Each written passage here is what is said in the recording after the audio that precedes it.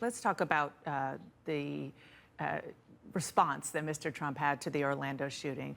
He said he would, quote, suspend immigration from areas of the world when there is proven history of terrorism, and also focused on the parents of the shooter who emigrated from Afghanistan. Does this mean that Mr. Trump is now in favor of a ban on all immigration from certain countries? He simply said, and the way I understand it and what I think, is that we should slow down. Let's have a pause and begin to analyze where the threats are coming from.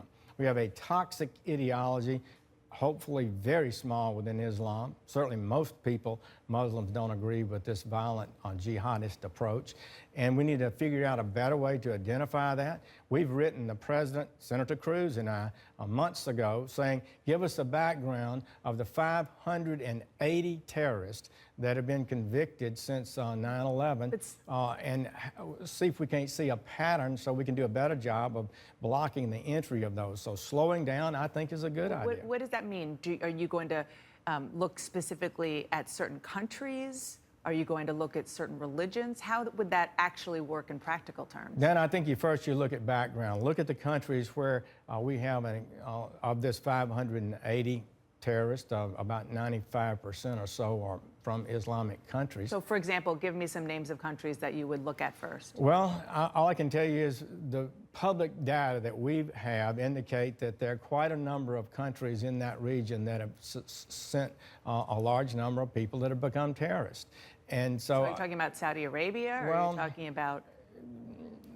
It all depends. A lot of it's on population. Iran. Like Pakistan has a number, people from Egypt, Syria, Iraq, Afghanistan, So you would Yemen. consider, and Mr. Trump would consider, banning immigration temporarily completely from those countries? Not completely. I mean, you got diplomats and business people who have been traveling for a long time, but tightening up that, pausing on the normal flow here until we get a good data base that the administration has refused to give us and protect the American people. That's not unreasonable. You don't have a constitutional right to come to America.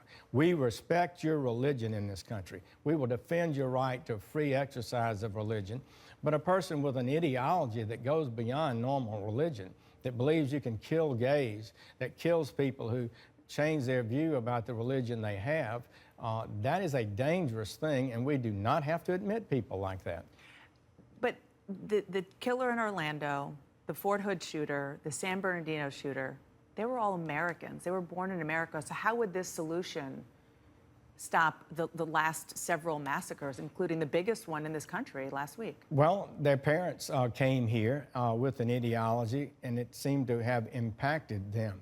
For example, in Orlando, the parent was close to the Taliban, a radical element that we're fighting right now in Afghanistan. But his father lived without breaking any laws that we know of, you know, his entire life in this country. I'm just saying, you get two people from Afghanistan. One of them believes in the United States. One of them believes in a democratic republic. And one of them believes in the Taliban.